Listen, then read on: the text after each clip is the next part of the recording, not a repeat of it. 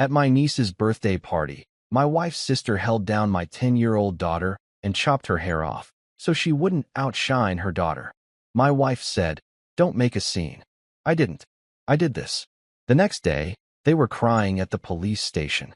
Look, I'm not saying all kids' birthday parties are a waste of time and frosting, but if you've ever walked into one and immediately felt your blood pressure spike while clowns juggle nearby, you know exactly what I'm talking about.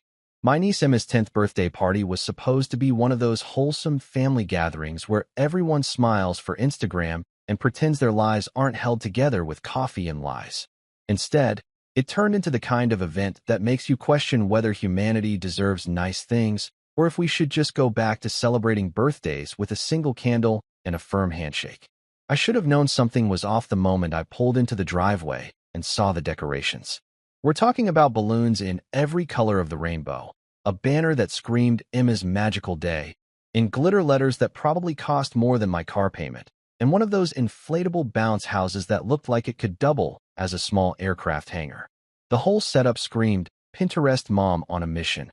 And let me tell you, those are the most dangerous moms of all.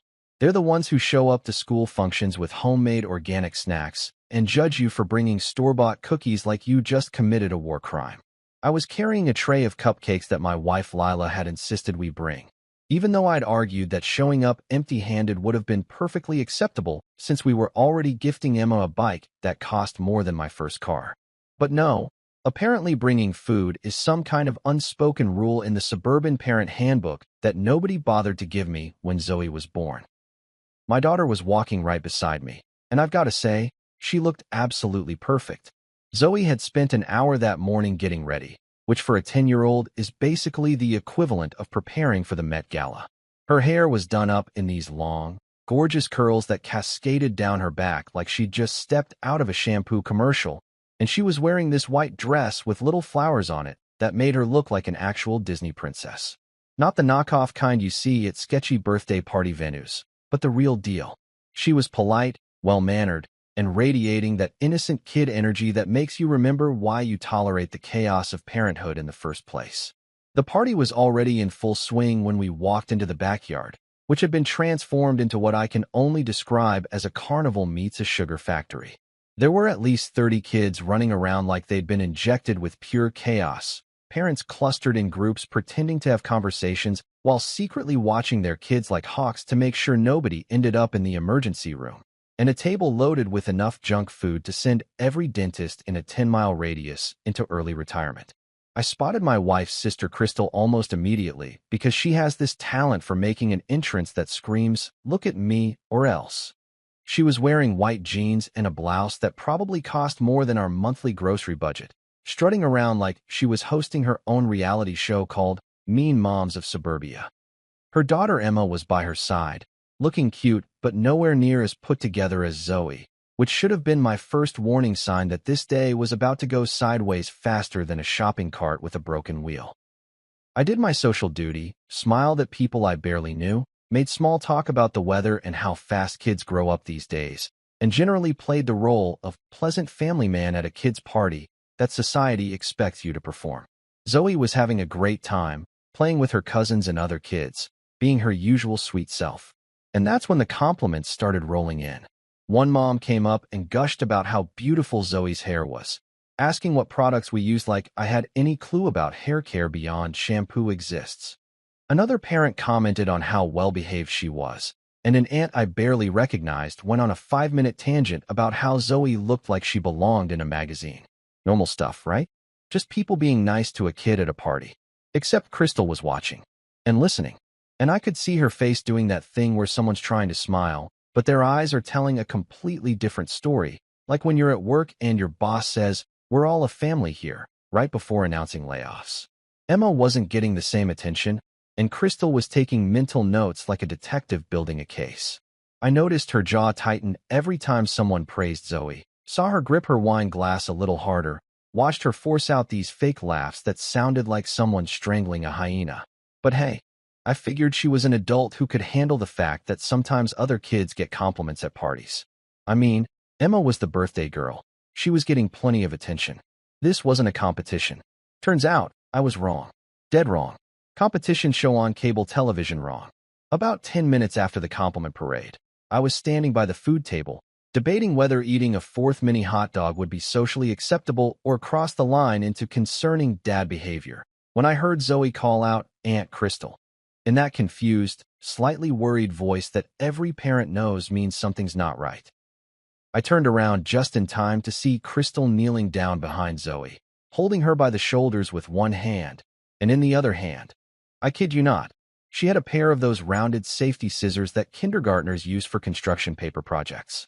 Before I could even process what was happening, before my brain could catch up with my eyes, Crystal started cutting, just hacking away at Zoe's beautiful curls like she was trimming a hedge that had personally offended her family. The backyard went quiet. Not movie quiet, but that real-life quiet where everyone stops talking at exactly the same moment, because something so bizarre is happening that human brains need a second to reboot. I watched chunks of my daughter's hair fall to the ground in slow motion, saw Zoe's face go from confusion to shock to the kind of hurt that makes your chest feel like someone's squeezing it in a vice. Other parents were frozen, mouths open, nobody quite sure if this was some weird party game or if they were witnessing an actual crime being committed at a children's birthday party. I dropped my plate. I think I stopped breathing for a second.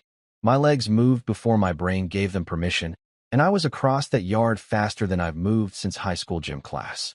I pulled Zoe away from Crystal, who had this wild look in her eyes like she'd just woken up from sleepwalking and wasn't quite sure how she got there. My daughter was crying, touching the jagged, uneven mess that used to be her hair, and I felt this rage building up inside me like a volcano that had been dormant for years and just remembered it was supposed to be erupting. That's when Lila appeared next to me, her hand on my arm, her voice low and urgent in my ear. "Marcus, don't make a scene. Please. Not here. Not now." She was looking at me with those eyes that said she knew exactly what I was thinking, knew I was about 2 seconds away from turning this birthday party into something that would require police intervention and probably therapy for multiple children. Crystal was stammering something about just evening it out, and didn't mean to, while her husband Doug stood there looking like he wished the earth would open up and swallow him whole. I looked at my daughter's tear-streaked face, at the hair scattered on the grass like evidence at a crime scene, at Crystal's fake apologetic expression that wouldn't fool a parking meter, and at Lila pleading with me silently to just let it go, to be the bigger person, to not ruin everyone's day. And you know what I did? I took a deep breath. I wiped Zoe's tears with my thumb. I smiled. Actually smiled. Walked over to the food table, picked up a cupcake with pink frosting, and ate it slowly while everyone watched me like I was a bomb that hadn't decided whether to explode yet. "Great party, Crystal," I said, my voice so calm it scared me a little. "Really memorable." Then I took Zoe's hand, told Lila we were leaving, and walked out of that backyard with my head high and my heart racing. Because here's the thing about making a scene that nobody tells you. Sometimes the scariest thing you can do isn't losing your temper. It's keeping it. It's staying quiet while everyone expects you to explode.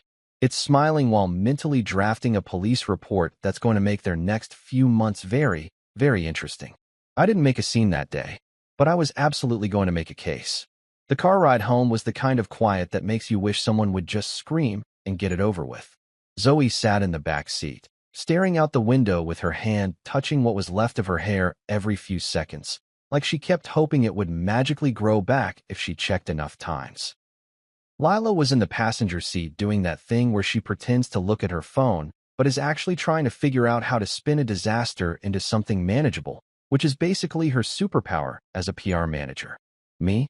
I was gripping the steering wheel so hard I'm pretty sure I left permanent fingerprints in the leather, driving exactly the speed limit because the last thing I needed was to get pulled over while looking like I was planning someone's demise, which, let's be honest, I absolutely was. We got home and Zoe went straight to her room without saying a word. Didn't ask for a snack, didn't turn on the TV, didn't do any of the normal after-party routine stuff that kids do. She just walked upstairs with her shoulders hunched like she was carrying the weight of every bad haircut in human history, and closed her door with this soft click that somehow hurt worse than if she'd slammed it. I stood at the bottom of the stairs, listening to the sound of my 10-year-old daughter crying, and I felt something inside me shift. You know that moment in movies where the hero realizes they can't just walk away from injustice anymore? Yeah, it was like that, Except instead of dramatic music, there was just the hum of our refrigerator and Lila behind me saying we needed to talk. We ended up in the kitchen, which is apparently the designated battlefield for every serious marital discussion in American households. Lila started making tea, which should have been my first warning sign because she only makes tea when she's about to say something she knows I won't like and needs her hands busy so she doesn't have to make eye contact. I leaned against the counter, arms crossed, waiting for whatever rationalization was about to come my way. Marcus, she started, and I already knew I was going to hate the next sentence. It's just hair. It'll grow back. Just hair. Just hair. I had to bite the inside of my cheek to keep from saying something I'd regret, because let me tell you, comparing my daughter's traumatic assault by scissors to a simple bad haircut was like saying the Titanic had a minor leak. But I didn't explode. I didn't raise my voice. I just looked at her with this expression that must have been pretty intense because she actually took a step back. You're right, I said, my voice so level it could have been used by construction workers to hang pictures. It's just hair. And Mount Vesuvius was just steam. The Hindenburg was just a little spark. The Titanic just needed a better GPS. Don't be dramatic, Lila said. But her voice had that edge to it that told me she knew she'd stepped in it. I'm not saying what Crystal did was okay. Obviously it wasn't. But making this into some huge thing isn't going to help Zoe. She needs us to show her it's not a big deal, so she doesn't develop some kind of complex about it. I stared at her like she'd just suggested we solve world hunger by telling everyone to stop being hungry. Not a big deal. Lila, your sister held our daughter down and cut off her hair at a birthday party in front of 30 people because she was jealous. That's not a parenting disagreement or a difference in discipline styles. That's assault. That's the kind of thing that shows up on police reports and therapy bills. She waved her hand like she was swatting away my concern along with an annoying fly. Police reports? Marcus, she's family. You can't seriously be thinking about involving the police over a haircut. Watch me, I said, and I meant it. But here's the thing about being married for 12 years. You learn when to pick your battles and when to just shut up and let your actions speak louder than any argument could. So I didn't say anything else.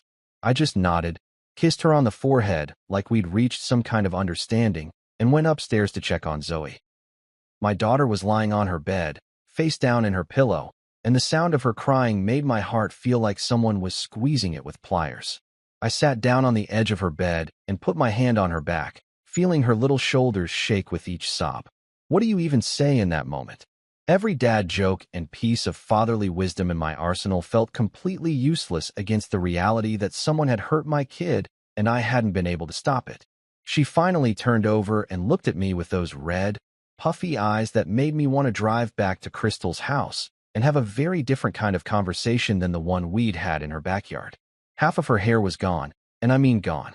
Not styled short, not cut into some trendy bob, but literally hacked off in jagged chunks like Crystal had been using those safety scissors blindfolded during an earthquake. The other half was still relatively intact, which somehow made it worse because it showed exactly what had been taken from her. Dad? She whispered, her voice cracking. Why did Aunt Crystal do that? I didn't do anything wrong. I was just standing there. And there it was. The question every parent dreads because the real answer is too dark and complicated for a 10-year-old to process. I couldn't tell her that her aunt was a narcissist who couldn't handle her own daughter not being the center of attention. I couldn't explain that some adults are basically children in expensive clothing who never learned to manage their emotions. I couldn't say that jealousy makes people do terrible things, and sometimes family members are the worst offenders because they feel entitled to get away with it. So I did what every parent does in that situation. I lied my ass off with the most comforting version of the truth I could manufacture. Sweetheart, some people have stuff going on inside them that makes them act in ways that don't make sense to normal people. It had nothing to do with you. You were perfect. You are perfect. She's just dealing with things badly. I brushed a strand of hair away from her face, careful not to touch the butchered side. But I promise you, and I mean really promise you, this isn't going to go unanswered. Okay. She nodded, wiping her nose on her sleeve like the proper 10-year-old she was. Mom said it's just hair, and I shouldn't be upset. Of course she did. I took a deep breath and counted to 5 in my head. Your mom is trying to make you feel better. But you know what? It's okay to be upset. Someone did something mean to you, and you're allowed to have feelings about it. Don't let anyone tell you otherwise. I stayed with her until she fell asleep, which took about 2 hours and involved reading 3 chapters of her current favorite book about dragons and teenage wizards. When I finally crept out of her room, it was almost 11 at night, and I was exhausted in that bone-deep way that comes from emotional turmoil rather than physical activity. Lila was already in bed, scrolling through her phone with that glazed expression that means she's avoiding thinking about real problems by looking at other people's fake perfect lives on social media. I went downstairs, poured myself a glass of water because I'm not much of a drinker and also needed to keep a clear head, and sat down at the kitchen table with my phone. That's when I decided to check Facebook, mostly because I had this nagging feeling that Crystal wasn't done being terrible for the day. And sure enough, there it was, posted about an hour ago. A selfie of Crystal looking all zen and peaceful with a caption that made my blood pressure spike so fast I'm surprised I didn't stroke out right there at my kitchen table. Kids gotta learn not to compete with others. Sometimes the best lessons come from unexpected moments. #blessed, #motherhood, #real talk. I read it 3 times to make sure I wasn't hallucinating from stress. This woman had just assaulted my daughter and was now posting philosophical garbage on social media like she was some kind of parenting guru who just imparted wisdom instead of trauma. The comments were already rolling in from people who had no idea what had actually happened, all agreeing with her about teaching kids humility and not letting them get big heads. My finger hovered over the comment section. I wanted to reply so badly. I had about 15 different responses drafted in my head, each one more scathing than the last. But then I remembered something my grandfather used to say. Never interrupt your enemy when they're making a mistake. Crystal was building my case for me, documenting her crazy in real time with a timestamp and everything. So instead of commenting, I took screenshots. Multiple ones. From different angles. I saved the post, saved the comments, saved everything. I even used one of those internet archive sites to make sure she couldn't delete it later and claim it never happened. Every piece of evidence carefully filed away like I was building a legal case, which, spoiler alert, I absolutely was. The next morning, I woke up before everyone else, which is my usual routine, but felt especially important that day. I needed to clear my head, needed to think, needed to plan. I made coffee, the good stuff, not the watered-down garbage Lila prefers, and stood at the kitchen window watching the sun come up over our suburban neighborhood, where apparently assault is considered teaching moments. When Zoe came downstairs around 7, still in her pajamas with her destroyed hair sticking up at weird angles, I was ready. I'd made her favorite breakfast, chocolate chip pancakes shaped like Mickey Mouse, because I'm a dad who can't draw anything more complicated than Disney characters, and had her chocolate milk already poured. She climbed onto the stool at the kitchen island and gave me this small, sad smile that broke my heart all over again.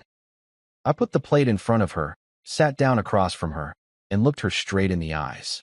"Sweetheart, I need you to know something," I said. "What happened yesterday was wrong. What Aunt Crystal did was wrong.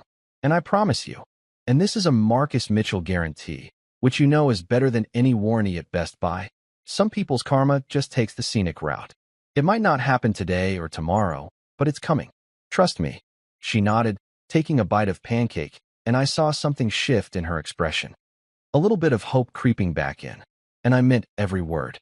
Because while Lila might have wanted to sweep this under the rug and pretend we were all one big happy family, I was already 3 steps into a plan that would make Crystal regret ever picking up those scissors. Karma wasn't taking the scenic route. I was putting it on the express lane. There's this thing that happens when you're truly, deeply angry that most people don't understand. It's not the loud, explosive rage you see in movies where guys punch walls and flip tables while dramatic music plays. That's amateur hour, the kind of anger that burns out fast and leaves you with nothing but broken knuckles and regret.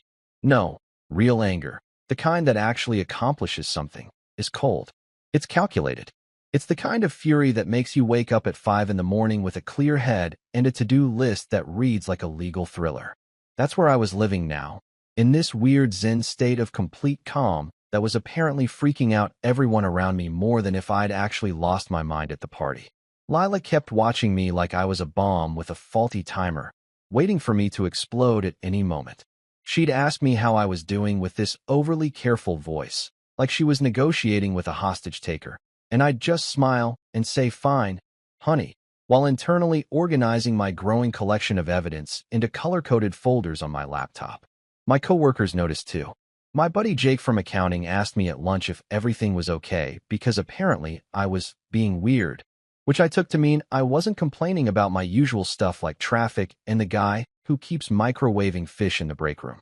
I'm great, I told him, taking a bite of my sandwich with the kind of calm that probably looked psychotic. Never better. He didn't look convinced, but he also didn't push it, which was smart because I was about 3 questions away from showing him my evidence spreadsheet, and nobody needs to see that level of organizational vengeance during their lunch break. The truth was, I'd spent the last 3 days doing what I do best, turning my obsessive attention to detail into a weapon of mass documentation. See, my day job is in project management, which basically means I'm professionally trained to break down complex situations into manageable tasks, track progress, and make sure everything is documented in triplicate.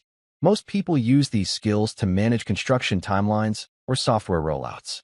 I was using mine to build a case against my sister-in-law that would make prosecutors weep with joy. I started with the basics. I went through my phone and found every photo and video from the party.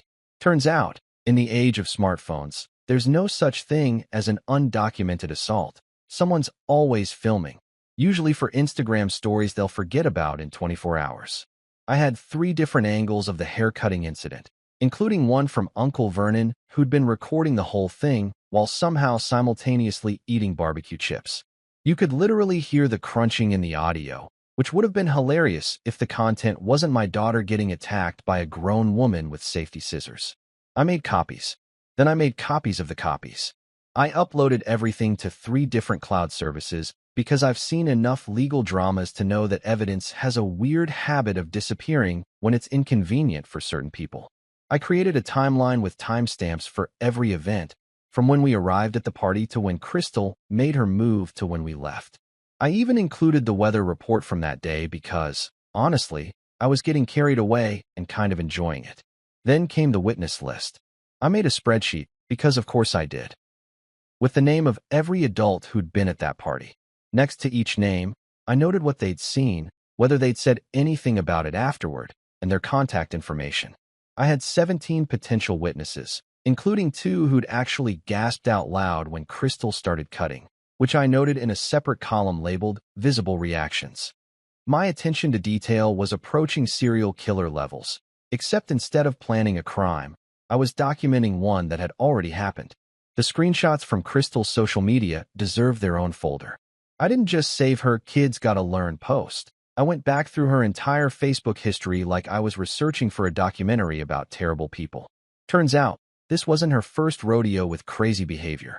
There were posts about her feuds with other parents at Emma's school, passive-aggressive comments about people who think their kids are special, and a concerning number of wine memes that suggested she had some issues with impulse control and alcohol. I documented everything, cross-referenced dates, and even found a post from 2 months ago where she'd complained about Zoe getting the lead in the school play over Emma. Pattern of behavior, ladies and gentlemen. That's what lawyers call it. And I was building a greatest hits album. Meanwhile, Crystal was apparently living her best life, completely oblivious to the storm I was quietly brewing in my home office. She kept posting on Facebook like nothing had happened, sharing recipes and motivational quotes about being a boss mom and living authentically. The family group chat, which I'd muted after the party but still checked religiously, was blowing up with her commentary on everything from politics to the proper way to organize a pantry. Then, about 4 days after the incident, she posted something that almost made me laugh out loud. It was one of those inspiration porn images with a sunset background and text that read, "Some people can't handle seeing others shine. That's their problem, not yours. Stay blessed." The lack of self-awareness was so profound I had to read it twice to make sure it was real. I was sitting at my desk at work when I saw it, and I actually felt my face do this thing where I couldn't tell if I was smiling or grimacing. My finger hovered over the comment section for a solid 30 seconds. I wanted to write something. Oh man, did I want to write something. I had about 47 different responses in my head, each one more savage than the last. Hey Crystal, does this apply to people who assault children? Or, interesting philosophy from someone who can't handle a 10-year-old getting compliments? Or simply LOL. But then I remembered my strategy. Stay calm. Stay quiet. Let her keep talking. Every post she made was another exhibit for my case. Another example of her complete lack of remorse or understanding of what she'd done. So instead of commenting, I did something that I knew would mess with her head way more than any confrontation would. I reacted with a thumbs up emoji. That's it. Just a simple, innocuous thumbs up that could mean anything from "I agree" to "I acknowledge your existence" to "I'm watching you, and you have no idea what's coming." The beauty of the thumbs up is its ambiguity. It's the Switzerland of emoji responses, technically neutral but somehow vaguely threatening when used in the right context. Within 5 minutes, my phone buzzed with a text from Lila. "Did you seriously just like Crystal's post?" "It's a thumbs up, not a like," I texted back. I'm being supportive of her journey towards self-awareness. "Marcus, what?" "I'm staying calm like you wanted. Look at me, not making a scene." She didn't respond, which told me she knew exactly what I was doing but couldn't quite articulate why it bothered her so much. That was the thing about my new approach. It was technically what everyone wanted. I wasn't yelling, wasn't making dramatic gestures, wasn't sending angry messages or confronting Crystal in parking lots. I was being the picture of restraint and maturity. The fact that I was simultaneously building a legal case that could result in criminal charges was just a bonus that I kept to myself. The family group chat started getting interesting after that. Crystal would post something, usually some humble brag about Emma or a passive-aggressive observation about parenting, and I'd respond with a thumbs up. Every single time. My mother-in-law would share a recipe, thumbs up. My brother-in-law would post a photo of his new truck, thumbs up.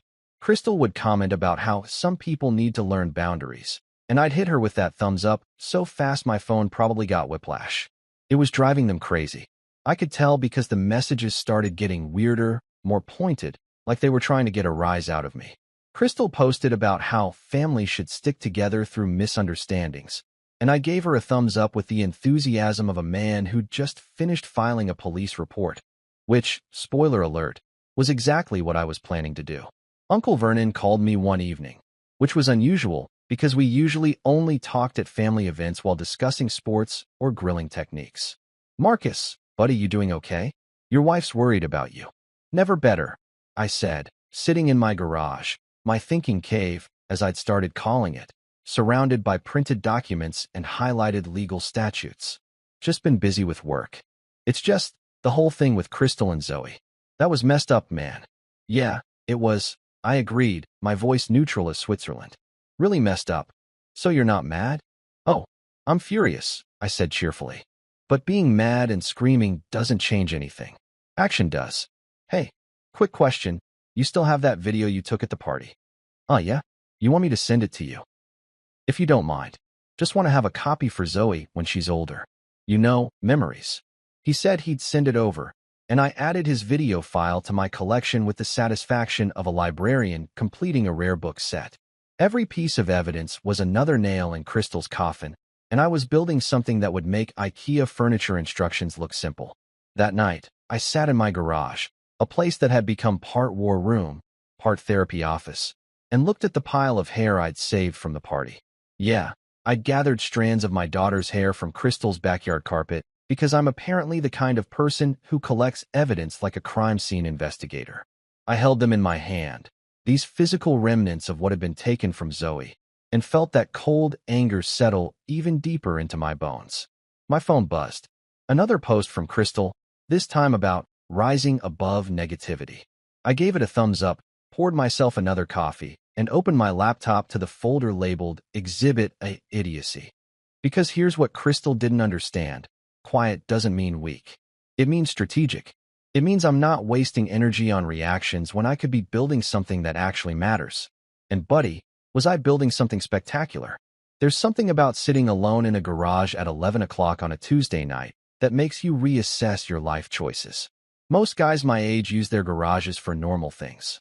Working on cars they'll never actually fix, organizing tools they bought at Home Depot and used once, or hiding from their families while pretending to be busy with important man stuff. Me? I'd turn mine into what I can only describe as a command center for justified revenge, complete with a mini fridge full of energy drinks, a folding table covered in printed documents, and apparently a Ziploc bag containing strands of my daughter's hair because my life had officially crossed into territory that would concern a therapist. I was sitting in my camping chair, the fancy one with the cup holder that I bought for tailgating and had used exactly twice, staring at that bag of hair like it held the secrets to the universe. Under the fluorescent light I'd installed after Lila complained the garage was too dark, Zoe's curls looked even more tragic. These beautiful auburn strands that had taken years to grow and seconds to destroy. I kept thinking about how she'd cried herself to sleep again that night, how she'd asked me at dinner if she could wear a hat to school tomorrow, how my brave, confident daughter had been reduced to someone who wanted to hide. That's when it hit me. Not like a gentle realization, but like one of those moment of clarity slaps you see in movies, except nobody was actually hitting me, and there was no dramatic music, just the sound of my neighbor's dog barking at literally nothing like it did every single night. I realized something incredibly simple, the kind of truth that seems obvious once you think it, but somehow gets buried under all the social pressure and family politics. If you let people treat your child like a punchline, they'll rewrite your whole life as a joke. Crystal had assaulted my daughter. And yeah, I was calling it assault because that's what it was, not a mistake, or a moment of poor judgment, or whatever sanitized language people wanted to use to make it more palatable. She'd physically restrained Zoe and cut off her hair as punishment for the crime of being pretty and well-liked. And now she was posting on Facebook about teaching life lessons while my kid was upstairs probably having nightmares about scissors. If I let this slide, if I just kept the peace like everyone was suggesting, what message was I sending? That Zoe didn't matter? That family connections were more important than protecting my daughter? That grown adults could abuse children as long as they were related to us? Yeah, that wasn't going to work for me. Not even a little bit. I pulled out my phone and scrolled through my contacts until I found the name I was looking for, Trent Morrison. Now, Trent and I go way back. We met at the gym about 5 years ago when he corrected my deadlift form and possibly saved me from a lifetime of back problems. He's one of those guys who's good at everything in an annoying way. He's a lawyer, he's in great shape. He's got a beautiful wife and 2 kids who are somehow both athletic and smart, and he makes really good chili that wins contests. Normally, I'd hate him on principle, but he's also genuinely nice and funny, which makes it impossible to maintain proper jealous resentment. More importantly, he was a damn good lawyer who specialized in personal injury and family law, and he had this quality I desperately needed. He thought like someone who grew up watching action movies and believed in actual justice, not just legal technicalities. I checked the time. 11:15 p.m. That was either too late or exactly the right time to call, depending on how you looked at it. I hit the call button before I could overthink it. He answered on the 3rd ring, sounding alert despite the hour. Marcus? Everything okay, man? You usually only call this late when you need a spotter or your wife is mad at you. Both, actually, I said, and I could hear him laugh on the other end. But I need the lawyer version of you right now, not the gym buddy version. His tone shifted immediately, going from casual to professional in a heartbeat. What's going on? So I told him. The whole story, start to finish, from walking into the party with cupcakes to Crystal's scissor rampage to Lila telling me to let it go to the Facebook posts to my current situation of sitting in my garage like some kind of suburban Batman planning justice. I try to keep it factual, try not to let the emotion bleed through too much, but my voice cracked a little when I got to the part about Zoe asking if people would make fun of her at school. There was silence on the other end when I finished, the kind that made me wonder if the call had dropped. Then Trent started laughing. Not a little chuckle, but full-on, belly-deep laughter that went on for a solid 10 seconds. I'm sorry, he finally managed, still laughing. I'm not laughing at Zoe, I swear. I'm laughing at the absolute insanity of what you just described. Please, and I mean please tell me you filmed it. Please tell me you have evidence of this woman committing assault with bad fashion choices at a children's birthday party. I've got 3 different angles, timestamps, witnesses, and a collection of social media posts that would make a prosecutor weep with joy, I said, feeling a smile creep onto my face for the first time in days. I've also got the hair she cut off in a Ziploc bag, which I realize sounds insane, but seemed important at the time. That's actually not insane. That's perfect. Physical evidence. Marcus, my man, you've basically built half my case for me already. What exactly are you thinking here? What do you want to happen? That was the question, wasn't it? What did I want?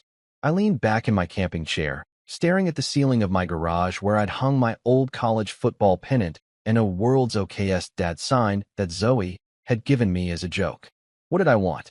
I want her to face actual consequences, I said slowly, working through it as I spoke. I want there to be a record of what she did so she can't just pretend it never happened. I want Zoe to see that when someone hurts you, you don't just take it because keeping the peace is more convenient for everyone else. And honestly, I want Crystal to spend at least one night unable to sleep because she's worried about what's coming, the same way she made my daughter unable to sleep because she's traumatized. So we're talking criminal charges, Trent said, and I could hear him getting excited, which probably said something about both of us. Assault on a minor, possibly child endangerment, depending on how we frame it. We could go civil too, emotional distress, therapy costs, whatever we can make stick. This is actually a pretty solid case, Marcus. Like, genuinely solid. I've seen prosecutors take worse to trial. The thing is, I said, and this was the part I'd been wrestling with, everyone's going to think I'm being petty. My wife already thinks I'm overreacting. The family's going to lose their minds. Her mother's going to give me the disappointed grandmother speech about forgiveness. I'm going to be the villain here. Trent was quiet for a moment, and when he spoke, his voice had that serious quality that reminded me why he was good at his job. Let me ask you something. If some random woman at a park had grabbed Zoe and cut off her hair, would you press charges? In a heartbeat. Would you feel petty about it? Of course not. Then why does Crystal being family change that? If anything, it makes it worse. She's someone who was supposed to protect Zoe, someone Zoe trusted, and she used that position to hurt her. The fact that people are telling you to let it go because she's family is exactly why we have a legal system that doesn't care about family politics. Look, man, I get it. Family pressure is real. But you know what else is real? The fact that your daughter is going to remember how you handled this for the rest of her life. He was right. Of course he was right. That's the annoying thing about having friends who are good at their jobs.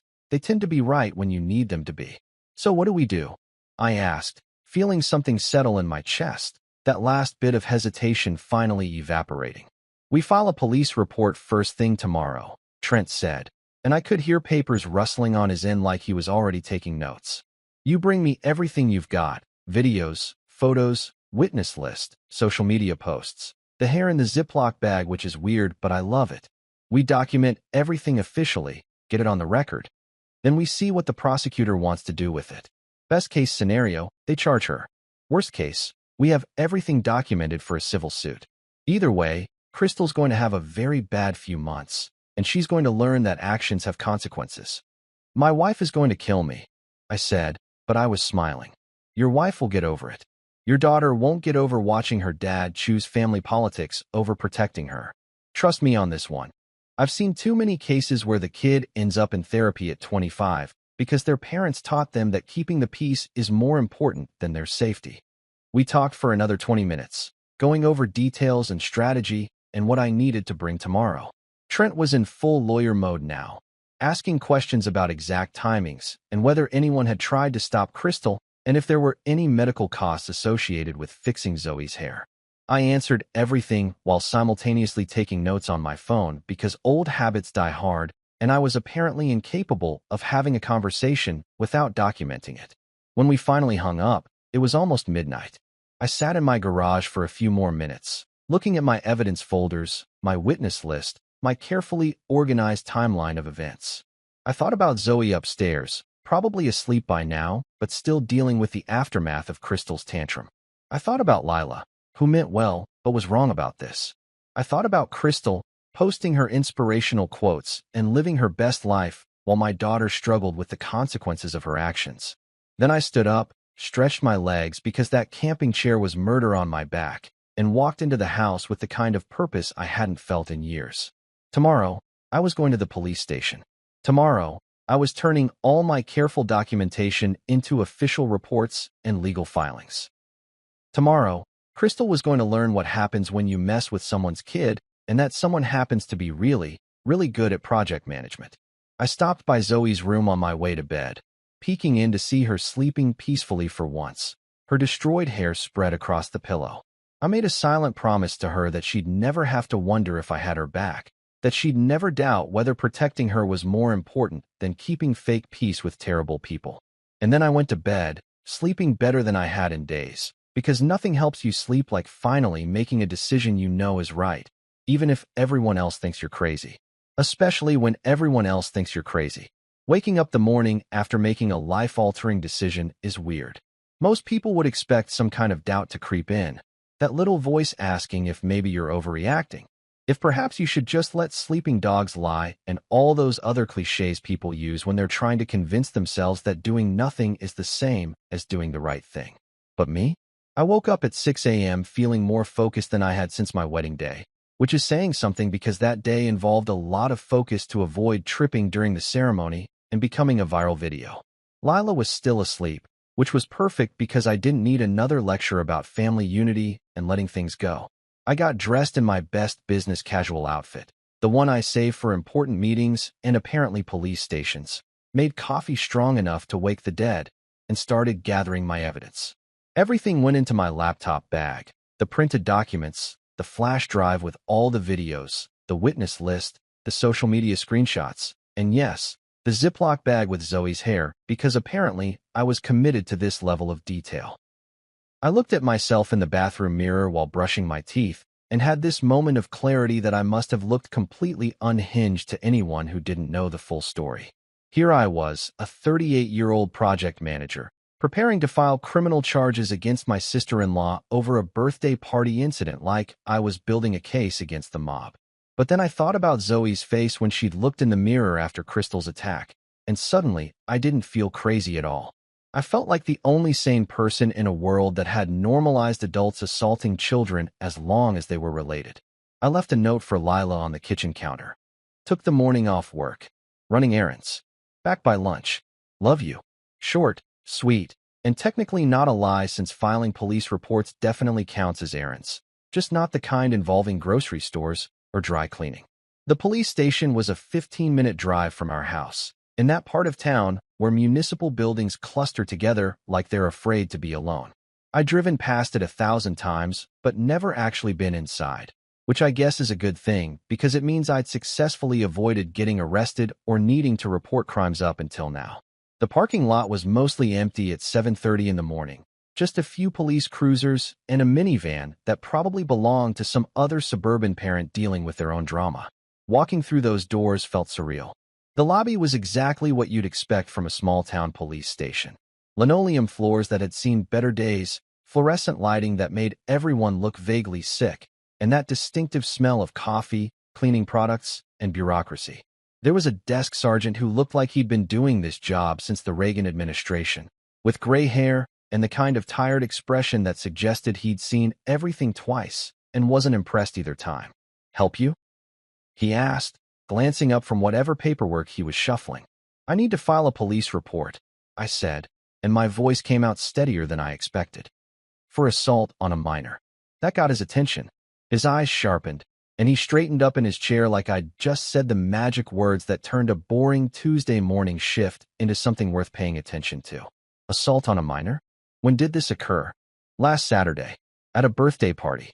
I could see him trying to work out whether this was serious or some kind of custody dispute nonsense, so I added, "I have video evidence, multiple witnesses, and physical evidence. The perpetrator is my wife's sister, and she cut off my daughter's hair with scissors while restraining her in front of 30 people." His eyebrows went up so high they practically disappeared into his hairline. She did what now? 20 minutes later, I was sitting in a small interview room that probably doubled as someone's storage closet, talking to Officer Patricia Mendez, who looked like she was in her early 40s and had the kind of no-nonsense demeanor that suggested she dealt with actual criminals regularly and had very little patience for nonsense. I liked her immediately. "Let me make sure I understand this correctly," she said, reviewing the initial statement I'd given. "Your sister-in-law, Crystal Pemberton, became upset because your daughter was receiving compliments at her daughter's birthday party. And her response was to physically restrain your 10-year-old and cut off her hair with safety scissors." "That's exactly what happened," I said, pulling out my laptop. "And I have it all documented." I walked her through everything. First, the timeline. When we arrived, when the compliments started, when Crystal snapped. Then I showed her Uncle Vernon's video, and I watched her face go from professionally neutral to barely concealed shock as she watched a grown woman hack away at a child's hair while other adults stood around looking horrified. Jesus, she muttered, and then caught herself. Sorry, that's just wow. And this was unprovoked. Completely. Zoe was just standing there being a normal kid at a party. She didn't say anything to Crystal, didn't do anything to Emma. She literally just existed with nice hair. Officer Mendez watched the video 2 more times, taking notes. Then I showed her the other angles, the photos of Zoe's hair afterward, the text messages from other parents who'd been at the party expressing shock and concern. I showed her Crystal's Facebook posts, especially the one about teaching kids not to compete that she'd posted after the incident. She's basically confessing on social media, Officer Mendez said, and I could hear something like admiration in her voice. That's new. Usually people try to hide their crimes, not document them for the internet. She's a special kind of stupid, I said, and then remembered I was talking to a police officer and probably should maintain some level of professionalism. I mean, she lacks awareness of consequences. No, your first assessment was accurate. She clicked through more screenshots, shaking her head. Sir, this is one of the most well-documented assault cases I've seen outside of, like, bank robberies with security cameras. You've got video from multiple angles, witnesses, physical evidence, and the suspect posting about it online. Do you work in law enforcement? Project manager, I said. I'm just really organized. Clearly. She leaned back in her chair, studying me. I have to ask, are you sure you want to pursue this? I mean, obviously what she did was wrong, but this is family. Once we file this report and it goes to the prosecutor, there's no taking it back. Relationships will be damaged. Holidays are going to be awkward. I'd been expecting this question, had prepared for it during my garage thinking sessions. Officer Mendez, if a stranger at a park had grabbed my daughter and cut off her hair, would you be asking me if I was sure I wanted to press charges? No, she admitted. Then why does Crystal being related to me change what she did? If anything, it makes it worse. My daughter trusted her. We all did. And she violated that trust in front of 30 people, traumatized my kid, and then went on social media to brag about it. So yeah, I'm sure. I'm very, very sure. She nodded, something like respect crossing her face. All right then, let's do this properly. We spent the next hour going through everything in detail. She made copies of all my evidence, took my formal statement, got contact information for all 17 witnesses on my list, and carefully documented the physical evidence, including the hair, which she agreed was weird but useful. She asked questions about Zoe's emotional state, whether we'd sought medical attention for any injuries, if there had been previous incidents with Crystal. Just to be clear, Officer Mendez said as we were wrapping up, based on what you've shown me, I'm classifying this as assault on a minor. Given that the victim is under 12 and the assault involved restraint and the use of an implement, even if it was just safety scissors, the prosecutor will likely take this seriously. Ms. Pemberton will be contacted, probably later today. She'll need to come in for questioning. Depending on how that goes and what the prosecutor decides, charges could be filed within the week. Good, I said, and meant it. You understand this is going to cause significant family conflict? It already caused significant family conflict when she assaulted my daughter. I'm just making sure there are consequences for it. She actually smiled at that. Fair enough. You'll get a call when we have updates. In the meantime, if Ms. Pemberton contacts you or tries to intimidate you or your family, document everything and call us immediately. I thanked her, shook her hand, and walked out of that police station feeling lighter than I had in days. The morning sun was bright, the air was crisp, and somewhere across town, Crystal was about to have a very bad day. The thought made me smile. My phone buzzed as I got to my car. A text from Trent. How'd it go? Better than expected. I typed back. Officer said it's one of the best documented cases she's seen. They're contacting Crystal today. Beautiful. Absolutely beautiful. This is why I tell people to document everything. You basically did my job for me. I drove home taking the scenic route, in no particular hurry. I stopped at Dunkin' Donuts and got Zoe's favorite, a chocolate frosted donut with sprinkles. Because if there was ever a day that deserved a surprise treat, it was the day her dad officially stood up for her in a way that couldn't be ignored or swept under the rug. When I got home, Lila was in the kitchen making breakfast, still in her robe. She looked at me suspiciously when I walked in. What errands? She asked. Just some administrative stuff, I said cheerfully, holding up the Dunkin' Donuts bag. Got Zoe a surprise. Marcus, what did you do? I filed a police report against your sister for assaulting our daughter. Want some coffee?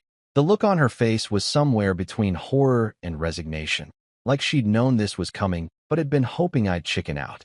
You didn't. I absolutely did. Complete with video evidence, witness statements, and physical evidence. The officer said it was one of the most well-documented cases she'd seen.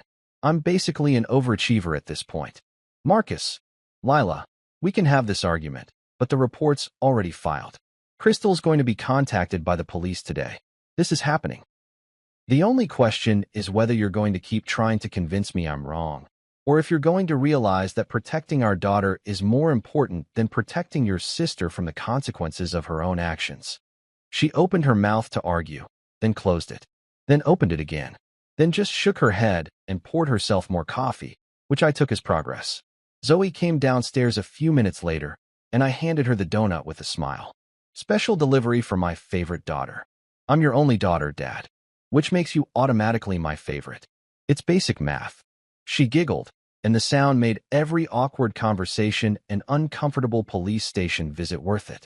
Because that's what this was really about, making sure my kid knew that when someone hurt her, I'd move heaven, earth, and the entire legal system to make it right. My phone buzzed. A text from an unknown number.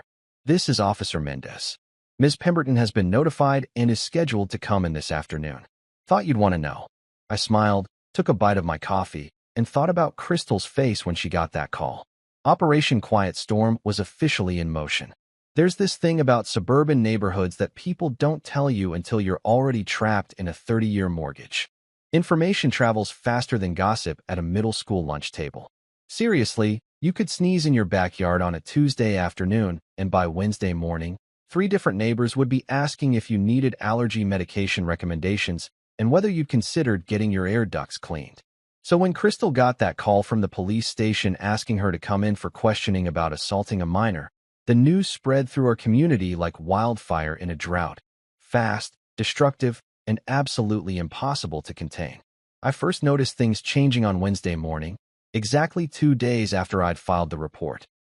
I was getting ready for work when my phone started blowing up with text messages from people I barely talked to. My neighbor Dave, who I'd maybe exchanged 3 words with beyond nice weather in the 5 years we'd lived here, sent me a message that just said, Dude, is it true about Crystal? Then came messages from parents from Zoe's school, people from the neighborhood Facebook group that I'd muted years ago, but apparently was still a member of, and even my dentist receptionist who somehow heard about it through her sister, who knew someone who worked at the police station. The story was everywhere, and it was growing with each retelling like some kind of suburban legend. The basic facts were there. Crystal cut Zoe's hair at a birthday party, but people were adding their own creative flourishes. One version had her using actual fabric scissors. Another claimed she'd done it because of some ancient family feud. My personal favorite was the one where apparently I'd remained eerily calm throughout the whole thing, which made me sound like some kind of revenge-plotting supervillain instead of just a dad with decent impulse control and a really good lawyer. But the real entertainment was watching Crystal's carefully constructed queen of the neighborhood image crack like an egg dropped from a 3-story building. This woman had spent years cultivating this persona of the perfect suburban mom. PTA president, charity event organizer, the lady who always volunteered to bring homemade cupcakes and never, ever used store-bought frosting because apparently that's a personality trait now. She had a following, actual literal followers who treated her like some kind of lifestyle guru because she knew how to coordinate throw pillows and post inspirational quotes about wine consumption. All of that started crumbling faster than a sandcastle at high tide. The PDA moms were the first to jump ship, and let me tell you, watching the exodus was more satisfying than any revenge movie I'd ever seen. These were the same women who'd been liking all of Crystal's posts, commenting on her photos with strings of heart emojis, and probably secretly competing to be her best friend. Within 48 hours of the news breaking, I watched her Facebook friend count drop like a stock market crash. We're talking about a loss of 37 friends in one day, which I know because I was petty enough to check multiple times and keep a mental tally. Jennifer Morrison, who'd been Crystal's co-chair on the spring fundraiser committee, posted a vague status about being shocked and disappointed by people you thought you knew, which was suburban mom code for, I'm publicly distancing myself from Crystal without actually naming names because I still want to maintain plausible deniability. Within an hour, 15 other PDA moms had liked and commented, all expressing similar sentiments about trust and character in protecting children, like they were auditioning for a very boring version of Law and Order, PDA unit.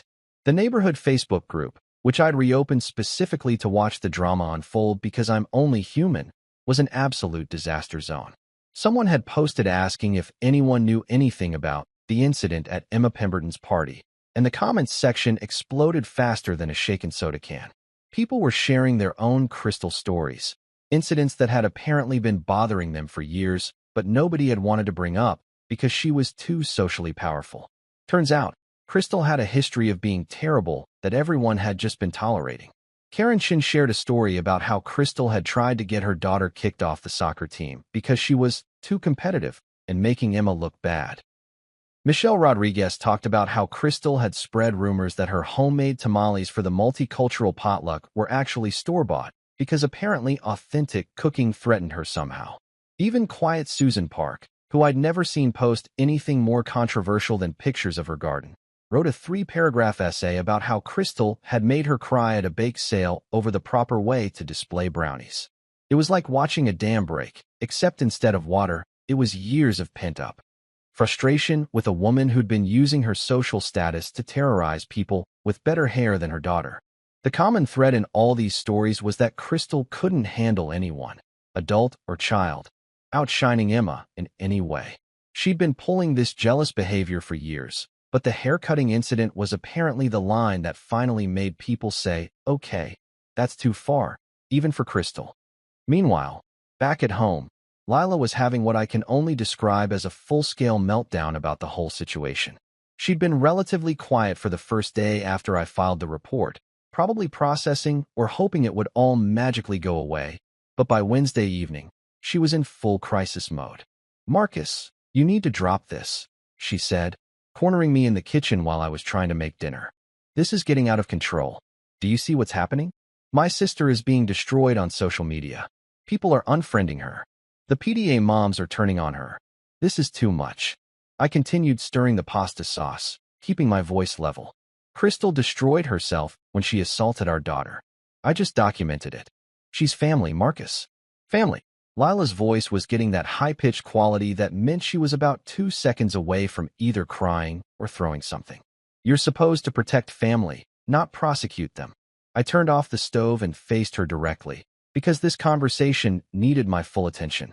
"Lila, honey, I love you. But your definition of family is seriously messed up.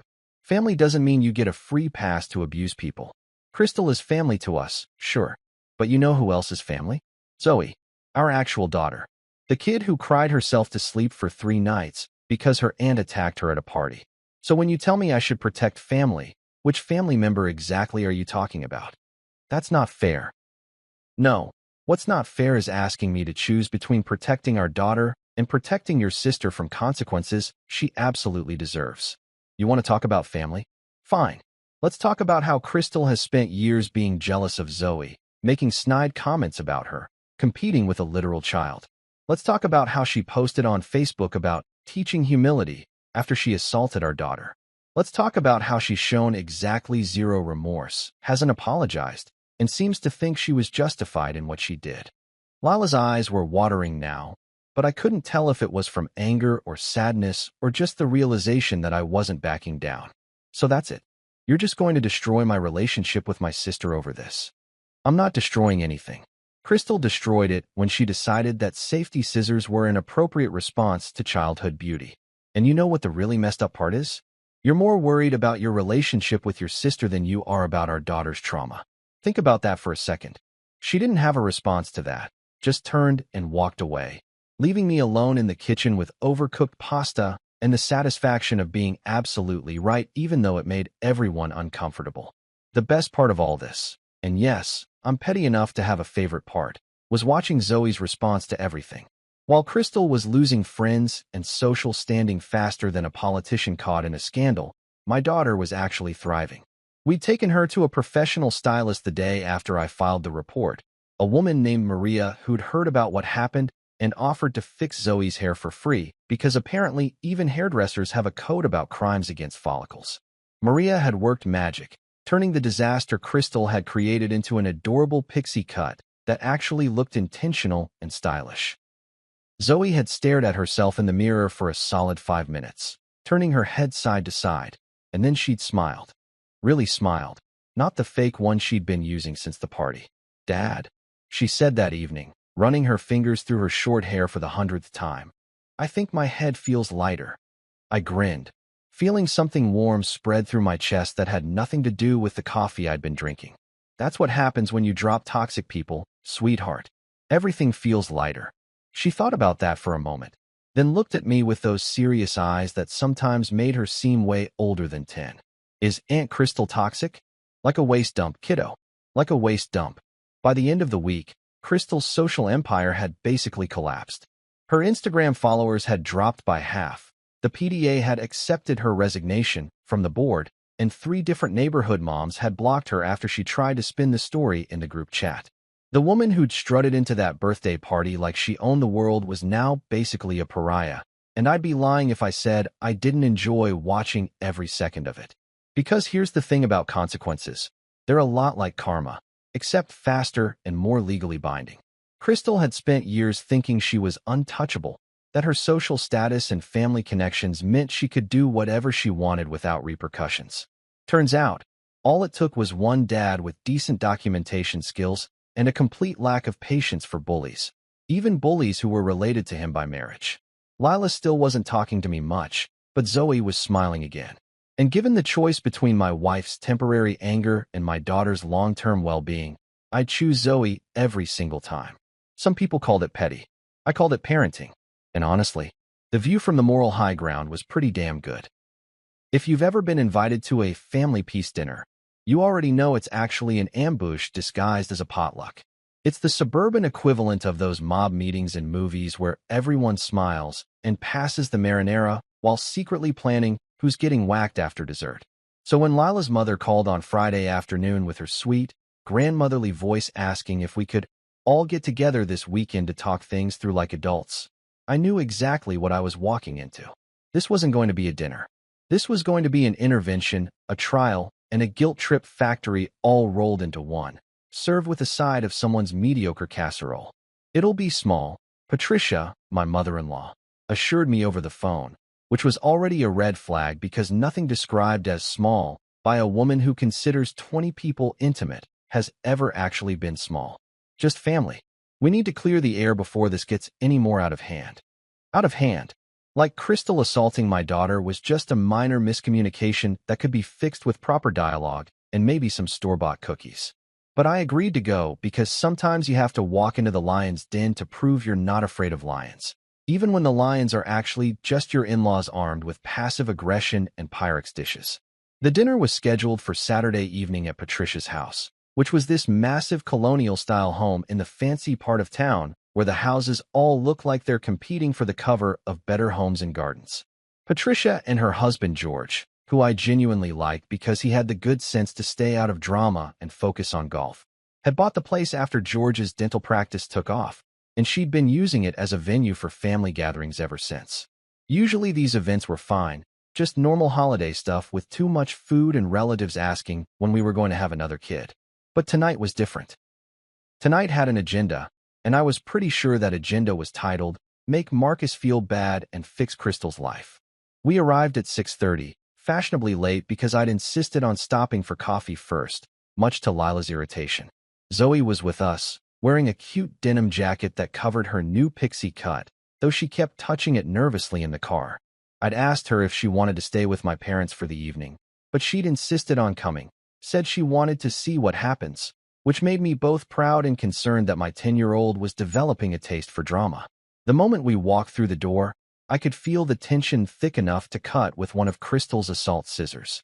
The living room was set up like a United Nations peace summit, with strategic seating arrangements that someone had clearly planned. Patricia was in her usual chair by the fireplace. George was standing by the bar looking like he wished he was anywhere else, and Crystal was on the couch with her husband Doug, who had the expression of a man who'd been drafted into a war he didn't understand. But the real surprise was the supporting cast. Lila's brother Marcus Jr. Yes, we have the same name, which has caused endless confusion at family events. Was there with his wife Stephanie. Lila's Aunt Carol had shown up, probably because she lived for this kind of drama. Even Doug's parents were present, sitting on the love seat looking uncomfortable and out of place, like they'd been called as character witnesses but weren't sure for which side. Marcus, Zoe, so glad you could make it, Patricia said with the kind of forced enthusiasm that flight attendants use when explaining emergency exits. She swooped in to hug Zoe, making a big show of complimenting her new haircut, while carefully not mentioning why she had a new haircut in the first place. Don't you look adorable? So stylish. Crystal was watching from the couch, and I caught her eye for just a second. She looked terrible, and I don't mean that in a petty way, though let's be honest, there was some petty satisfaction involved. Her hair was messier than usual, her makeup looked hastily applied, and she had this hunted expression like someone who'd spent the last week getting dragged on social media and was only now realizing that actions have consequences. Good. We did the awkward small talk dance for about 15 minutes while Patricia finished setting up the dining room. George tried to talk to me about a basketball game. Bless him, but even sports couldn't cut through the weird energy in that room. Zoe stuck close to my side, which told me she was picking up on the tension too. Kids are smart like that. They can sense when adults are about to have the kind of conversation that starts with, "We need to talk," and ends with someone crying in a bathroom. Finally, Patricia announced that dinner was ready, and we all filed into the dining room like prisoners heading to their last meal. The table was loaded with food. There was a green bean casserole, some kind of chicken dish, mashed potatoes, rolls, and at least 3 different salads because apparently we needed options. It was the kind of spread that screamed, "I'm trying so hard to make this seem normal," which just made it more obvious that nothing about this evening was normal. We sat down in what were clearly assigned seats. I ended up directly across from Crystal, which felt intentional. Lila was next to me, practically vibrating with anxiety. Patricia was at the head of the table, like she was chairing a board meeting, and George was at the other end looking like he was calculating how quickly he could excuse himself to check on something in the garage. Patricia led us in saying grace, which lasted approximately 3 times longer than normal and included specific mentions of forgiveness, family bonds, understanding, and moving forward, which told me exactly where this evening was headed. When she finally said, "Amen," I echoed it with enough enthusiasm to make it clear I was just being polite, not actually agreeing with her subliminal messaging. We started eating in what might have been the most uncomfortable silence I'd experienced since my last dental surgery. The only sounds were forks scraping plates and someone's phone buzzing repeatedly until they finally silenced it. This went on for maybe 5 minutes before Patricia decided it was time to get to the real purpose of the evening. So, she began, setting down her fork with purpose. "I think we all know why we're here. We've had an unfortunate incident, and I believe it's time we addressed it as a family. Crystal has something she wants to say." I looked at Crystal, who was dabbing at her eyes with a napkin, even though I was pretty sure she wasn't actually crying yet.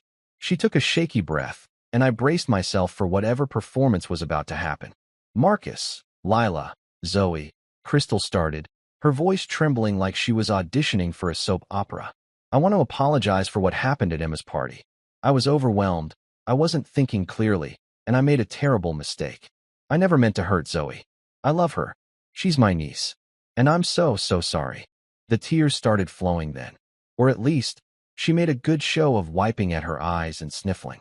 Doug put his arm around her shoulders in what I'm sure was supposed to be a supportive gesture, but mostly looked like he was physically holding her together.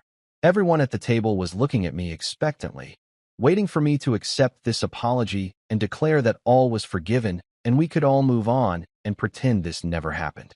Except I wasn't buying it. Not even a little bit. "Okay," I said, taking a bite of mashed potatoes. "Thanks for the apology." The table went quiet. That wasn't the response they wanted. Lila elbowed me under the table, which I ignored. Patricia cleared her throat. "Marcus, don't you think it's time to let this go? Crystal has apologized. She's learned her lesson. This police business is tearing our family apart. Surely we can handle this within the family without involving the authorities." "Handle it how exactly?" I asked, my voice conversational. "Like we handled all those other times Crystal got jealous of Zoe? Like we handled it when she spread rumors about her at school?" Like we handled it when she tried to get Zoe kicked out of the school play?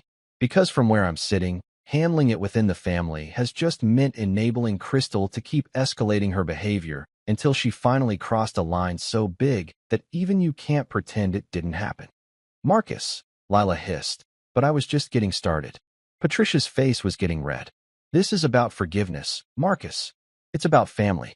We need to support each other, especially in difficult times. What Crystal did was wrong. Yes, but involving the police. Making this public? That's vindictive. That's not what family does. I set down my fork and looked directly at my mother-in-law. You're right. It is about forgiveness. And I already forgave her. I paused, letting that sink in. The police station didn't. The silence that followed was so thick you could have used it for insulation. Someone's fork clattered against their plate. George made a noise that might have been a suppressed laugh. Zoe was looking at me with something like awe. Crystal's crying intensified, though I noticed she kept checking to see if people were watching her. How can you say you forgive me and then try to have me arrested? She sobbed. Pretty easily, actually, I said. Forgiveness doesn't mean there are no consequences. It just means I'm not going to spend my life being angry at you. But you assaulted my daughter. You restrained her and cut off her hair because you were jealous that people thought she was pretty.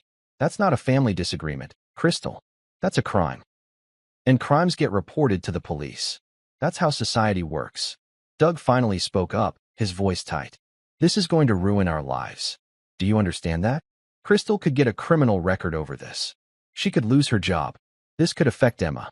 Then maybe Crystal should have thought about that before she decided to attack a 10-year-old with scissors, I replied. Actions have consequences, Doug. That's literally the first thing we teach kids. But apparently Crystal missed that lesson, so now the legal system gets to teach it instead. Lila's Aunt Carol, who'd been quiet up until now, decided to chime in. You're being petty, Marcus. This is petty revenge dressed up as righteousness. I looked at her, then around the table at all of them. These people who wanted me to just let it go, to prioritize Crystal's comfort over my daughter's justice, to teach Zoe that family loyalty means accepting abuse.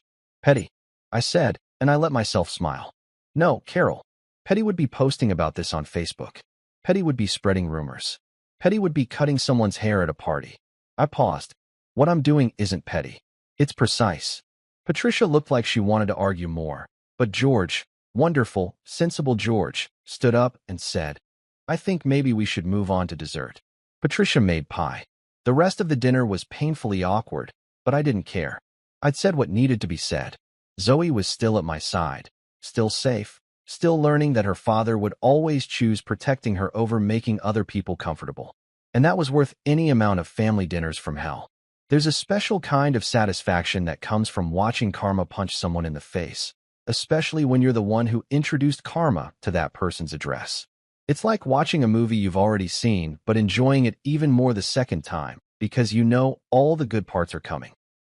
That's exactly how I felt Monday morning when I accidentally happened to be at the police station at the exact same time Crystal and Doug were scheduled for their official interview with the detectives handling the case. Okay, fine, it wasn't an accident. Officer Mendez had called me the day before to let me know when Crystal would be coming in, and while she didn't explicitly say I should show up, she also didn't explicitly say I shouldn't, which in my interpretation meant I had a standing invitation to witness justice being served in real time. So I took a long lunch break from work, told my boss I had an important appointment, which wasn't technically a lie, and drove to the police station with a coffee from Starbucks and the kind of anticipation usually reserved for playoff games and Black Friday sales. I arrived at exactly 10:47 a.m., which was 13 minutes after Crystal and Doug's scheduled appointment time, because showing up late to someone else's worst day is peak petty, and I was absolutely operating at peak levels. The parking lot had more cars than last time I was here, including a silver Lexus SUV that I recognized as Crystal's because she'd posted about 17 Instagram photos of it when she first bought it, all with captions about treating yourself and boss mom energy. That Lexus was now parked in a spot near the entrance, probably because Crystal had arrived early out of nervousness, which made me smile into my overpriced latte. The inside of the police station was busier than my first visit. There were a couple of people waiting in the lobby area, looking either bored or anxious depending on why they were there. The same desk sergeant from before, Officer Williams, according to his name tag, gave me a nod of recognition when I walked in, which made me feel like a regular at a restaurant, except instead of knowing my usual order, he knew I was here to watch my sister-in-law get questioned about assault charges. "Mr. Mitchell," he said with the hint of a smile. "Detective Harris is with Ms. Pemberton and her husband in interview. Room 2. Officer Mendez said you might stop by. Just wanted to see if there was any paperwork I needed to sign," I said, which was partially true. I did need to sign some additional witness statements. The fact that interview room 2 had a window that looked out into the hallway where I'd be doing said paperwork was purely coincidental. Purely. Officer Williams directed me to a desk with forms that definitely could have been mailed to me or signed electronically, but instead required my physical presence at the station during the exact time frame that Crystal was being interrogated. Funny how that worked out. The desk was positioned perfectly. I had a clear view through the window of interview room 2, though the glass was one way so Crystal couldn't see me watching. It was like having front row seats to the universe finally balancing its cosmic checkbook. I could see Crystal sitting at a metal table that looked like it had been through about 3 decades of police interrogations and budget cuts. She was wearing what I called her serious adult outfit, a navy blazer over a white blouse. Probably the same thing she wore to PTA meetings when she wanted to intimidate other parents into volunteering for bake sales.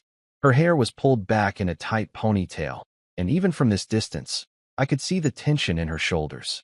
Doug sat next to her in a suit that looked uncomfortable, like he'd grabbed it from the back of his closet where it had been living since their wedding and was now questioning all his life choices that had led to this moment. Detective Harris, a woman in her 50s with short gray hair and the kind of no-nonsense expression that suggested she'd heard every excuse in the book and wasn't impressed by any of them, was sitting across from them with a folder open in front of her.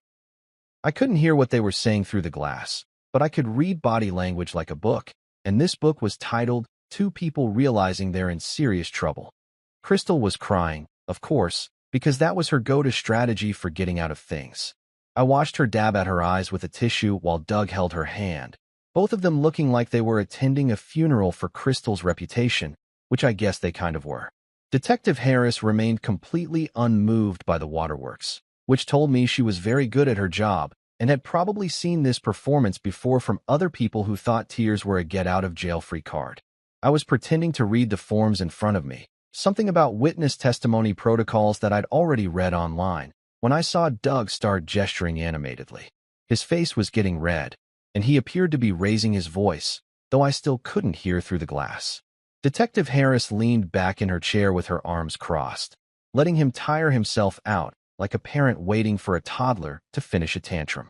Crystal put her hand on Doug's arm, probably trying to calm him down before he made things worse, which suggested she had at least some survival instincts left. The whole scene was fascinating in the way that watching a slow-motion car crash is fascinating. You know it's wrong to enjoy it, but you also can't look away. Here was a woman who'd spent years building this perfect image, cultivating her social media presence, positioning herself as some kind of suburban lifestyle guru, and now she was sitting in a police interrogation room explaining why she'd attacked a child with safety scissors. The irony was so thick you could serve it at Thanksgiving. I was on my second page of forms, actually signing them this time since I did need to complete them eventually, when the door to interview room 2 opened and Detective Harris stepped out. She walked directly toward where I was sitting, which made my heart rate pick up slightly, because even when you're the victim's father and completely in the right, something about a detective approaching you in a police station triggers that primal, "Am I in trouble?" response. "Mr. Mitchell," she said, her voice professional, but with a hint of something that might have been amusement. "Officer Mendez mentioned you might be here. Do you have a moment?" "Of course," I said, standing up and following her to a small office down the hall. Once inside with the door closed, her professional demeanor cracked slightly, and she actually smiled. "I've been doing this job for 23 years, she said, sitting on the edge of her desk. "And I have never, and I mean never, had a case come across my desk that was this well documented by a civilian. You basically did our entire investigation for us. The prosecutor's office is going to love you." "I believe in being thorough," I said modestly, though internally I was doing a victory dance that would embarrass my daughter. Thorough is an understatement. Most people show up with maybe a cell phone video and some emotional testimony. You showed up with a full multimedia presentation complete with timeline, witness statements, and physical evidence. If you ever want to change careers, we could use someone like you in the DA's office. I laughed. I'll stick with project management, but I appreciate the offer. How's it going in there? I nodded toward the interrogation room. Detective Harris's smile turned into something more like satisfaction. Ms. Pemberton is having a difficult time explaining her actions, which is not surprising given that there isn't really a reasonable explanation for assaulting a child. Her husband is trying to frame it as a mental health episode, which would be more compelling if she hadn't posted on social media about it afterward like it was a parenting win. We're about to wrap up, and I'll be recommending charges to the prosecutor. What kind of charges are we looking at? Misdemeanor assault on a minor, possibly child endangerment, depending on how aggressive the prosecutor wants to be. It won't be prison time, probably probation and mandatory counseling, but it'll be on her record. And given that this has already made local news, it's going to follow her around for a while. The local news. I'd seen the article online, local mom charged after birthday party haircut incident, and it had gotten surprising traction. The comments section had been brutal, with most people expressing shock that an adult would do something like this and questioning Crystal's fitness as a parent. A few people had tried to defend her, suggesting there must be more to the story, but they'd been quickly overwhelmed by the majority who thought cutting a kid's hair as punishment was absolutely insane. That works for me, I said. I just want there to be consequences. I want my daughter to see that when someone hurts you, you don't just accept it to keep the peace. Detective Harris nodded approvingly. You're a good father, Mr. Mitchell. Your daughter's lucky to have someone willing to stand up for her, even when it's uncomfortable. She stood up, signaling our conversation was ending. We'll be in touch as this moves forward. The prosecutor will probably want to meet with you and your daughter at some point, if you're comfortable with that. Absolutely. Whatever we need to do. I finished signing my paperwork and was walking back toward the exit when the door to interview room 2 opened again and Crystal and Doug emerged into the hallway. This was the moment I'd been waiting for, not maliciously. Okay, maybe slightly maliciously, but mostly just because I wanted them to know I was here, that I wasn't backing down, that this wasn't going away. Crystal saw me first. Her eyes widened, and her face went from upset to horrified in about half a second. Doug's expression shifted to anger, his jaw clenching as he steered Crystal toward the exit like he was trying to escape a dangerous situation.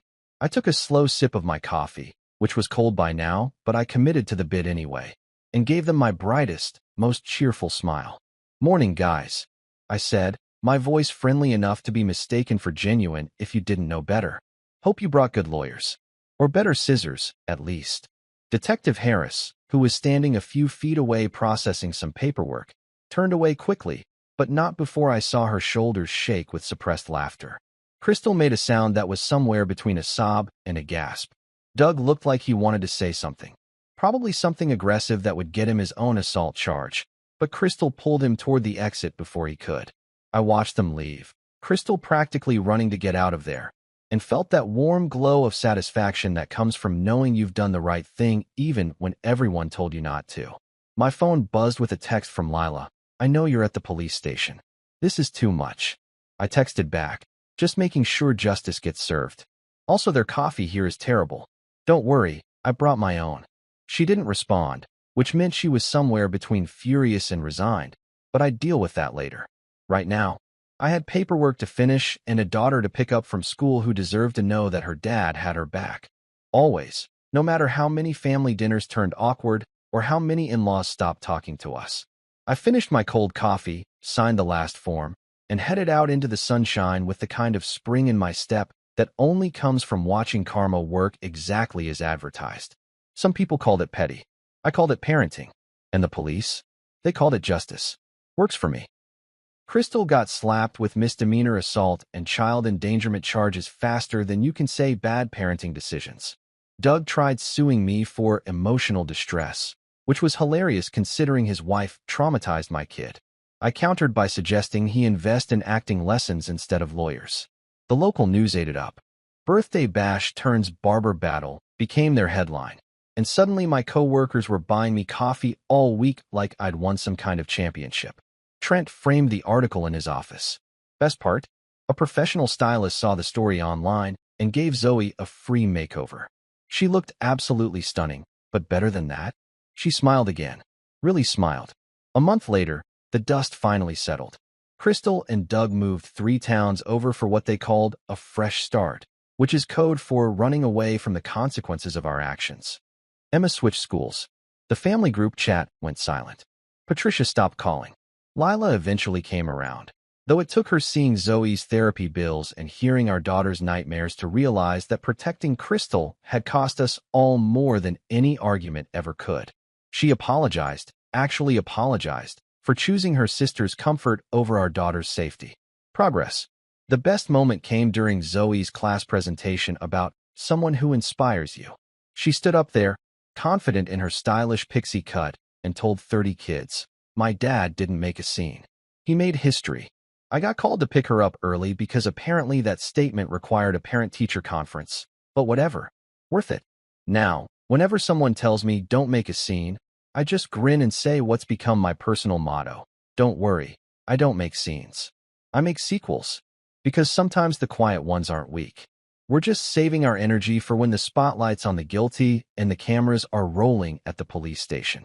Justice isn't loud. It's patient. And it always gets the last word.